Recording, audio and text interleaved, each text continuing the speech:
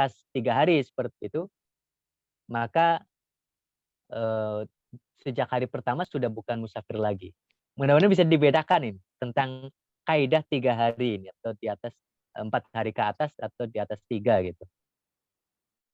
Ini dan begitu juga ketika mau ke kota B dan seterusnya harus tahu mau cuma 3 hari saja atau di atas 3 hari gitu. Ya. Kalau misalnya belum ada jadwal, belum ditentukan, ini bentuk yang kedua, saya nggak tahu nih mau berapa hari. Kenapa? Karena urusannya nggak tahu mau cepat atau mau lambat gitu. Kalau birokrasinya cepat misalnya gitu ya, urusan apalah, entah, itu insya Allah kayaknya seminggu cukup deh gitu. Tapi ternyata bisa lama nih, berhari-hari lamanya. Maka karena tidak ada ketentuan berapa hari lamanya, itu apa namanya, sejak hari pertama gitu ya, masih disebut musafir terus sampai kapan nih kira-kira selesainya gitu. Itu boleh berlanjut gitu, terus-menerus. Ada yang mengatakan nggak terus-menerus sih, maksimal cuma 18 hari lah.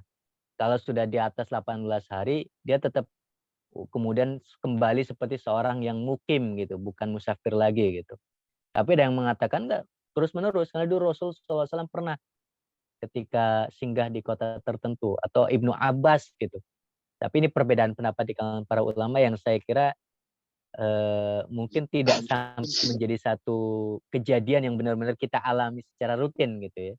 Apalagi sampai nggak jelasnya itu berbulan-bulan dan seterusnya gitu. Ya, walaupun di beberapa kitab disebutkan Ibnu Umar juga pernah berbulan-bulan. Nggak jelas itu mau sampai kapannya, belum ada jadwal.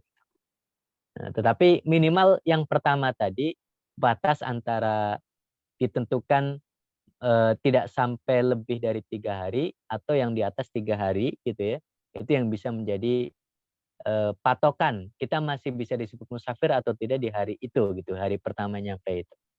Nah, nanti kalau ternyata bukan, nanti disebut musafir lagi kalau baru berpergian gitu ya dari satu kota ke kota B. Kalau jaraknya kota A ke kota B di wilayah itu lebih dari 80 kilo, maka itu safar itu.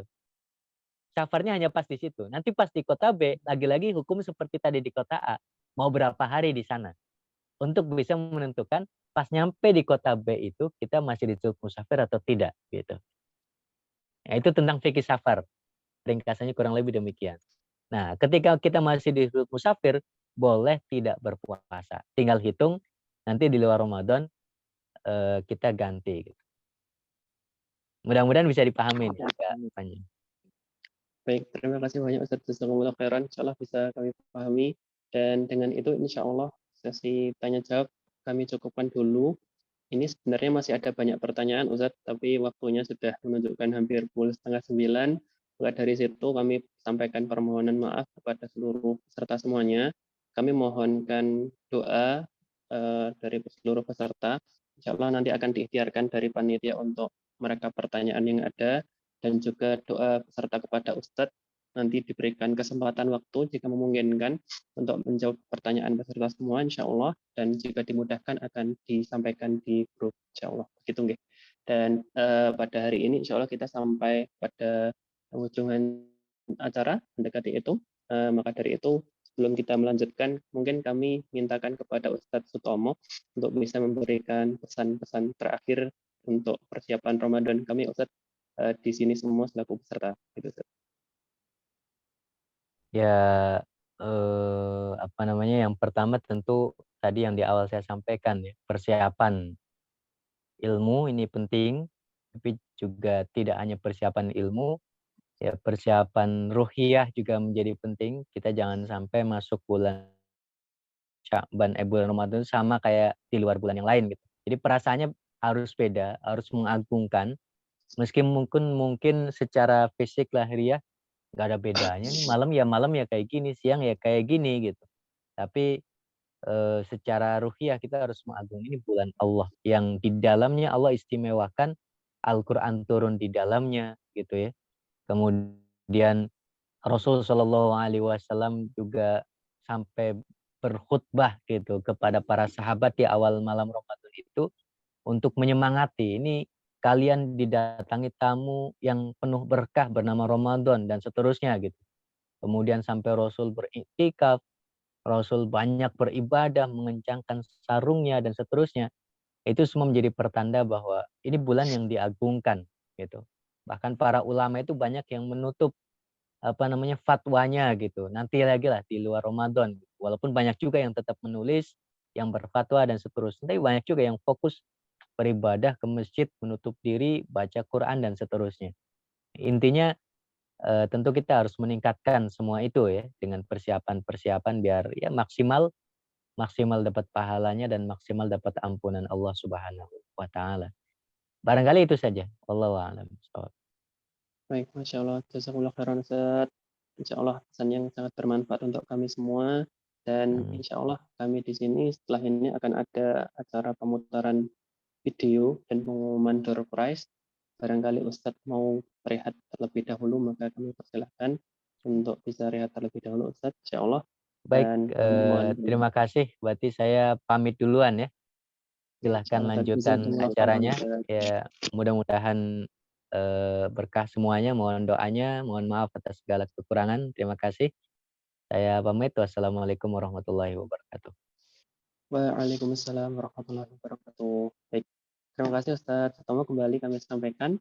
Berikutnya insya Allah akan ada pengumuman door prize. Insya Allah akan ada berupa uang senilai 200.000 kepada peserta yang mendapatkan door prize. Tapi sebelum itu, mari bersama-sama kita simak ada tampilan video dari panitia penerimaan santri baru dari Pondok Pesantren Mahasiswi Darus Sholihat. Pak itu, ini adalah sebuah pondok yang memang berada di Yogyakarta. Untuk para mahasiswi yang berada di Yogyakarta yang tidak hanya ingin menimba ilmu-ilmu yang ada di dalam dunia kampus, tapi ingin memperdalam ilmu-ilmu syar'i, ilmu-ilmu yang insya Allah tidak hanya membawa kebermanfaatan, kebahagiaan di dunia, tapi juga membawa kebahagiaan di akhirat. Nah, insya Allah akan ada video penerimaan santri baru yang akan disampaikan, ditunjukkan oleh panitia. Kami persilahkan kepada panitia untuk memutar.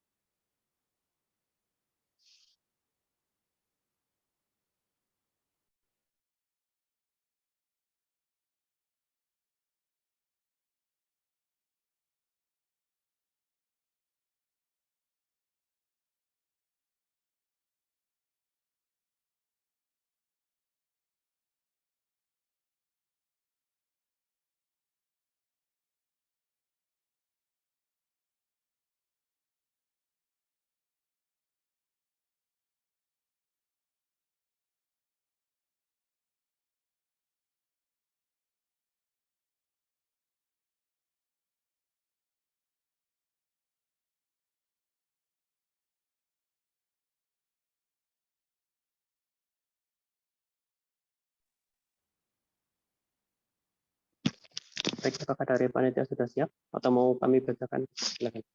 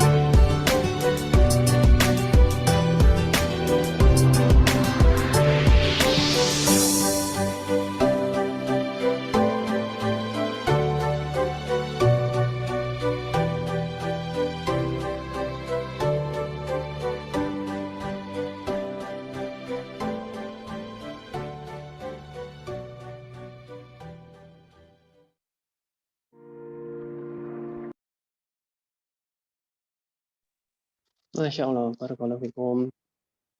Itu tadi adalah penampilan video dari PSB Darus Sholihat, penerimaan santri baru, insya Allah sebuah hal yang kita syukuri bersama bahwasanya di Indonesia ini, khususnya di kota Yogyakarta, kota pendidikan, kita tidak hanya dimudahkan Allah untuk belajar ilmu-ilmu dalam kampus, untuk dunia kita, tapi juga untuk akhirat dan kebermanfaatan, insya Allah di akhir nanti.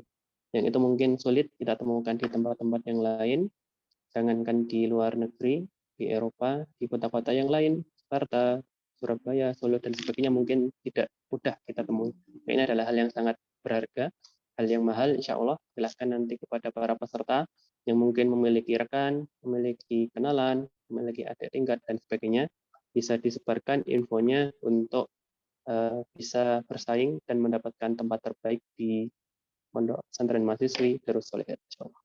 Baik, yang terakhir yang mungkin juga ditunggu-tunggu, insya Allah kami sampaikan yang menerima door prize, yang insya Allah dilihat dari panitia, dilihat dari kesungguhannya dalam majelis, dalam kelas hari ini, ada 4 nama insya Allah akan kami bacakan.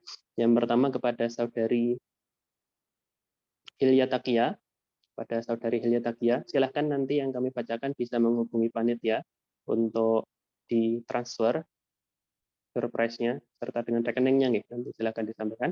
Yang pertama saudari Hilya Takia, yang kedua saudari Zulfa. Ini mohon maaf jika Zulfanya ada banyak, silahkan nanti konfirmasi ke panitia ya.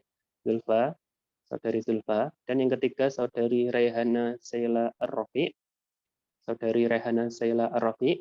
dan yang terakhir saudari Nikmatul Khairiyah,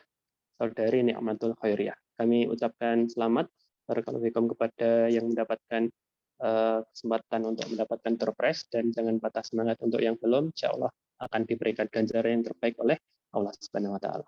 Baik, itu mungkin dari saya selaku MC dan moderator pada malam hari ini. Insya Allah kita sampai pada penghujung acara. Saya mohon maaf mewakili kepada seluruh panitia jika kami masih ada banyak kekurangan, ada hal yang kurang berkenan di dalam hati, semoga bisa dimaafkan. Insya Allah yang itu salah datangnya dari kami pribadi dan baiknya dari Allah Subhanahu wa taala. Untuk menutup kelas kita pada malam hari ini, mari bersama-sama kita mengucapkan hamdalah, istighfar, dan doa kafaratul majlis. Alhamdulillahirabbil alamin. Astaghfirullahaladzim, astaghfirullahaladzim, astaghfirullahaladzim. Subhanakallahumma wa bihamdika asyhadu an la ilaha illa anta astaghfiruka wa atubu ilaik. Akhirul kalam, syukran. Assalamualaikum warahmatullahi wabarakatuh.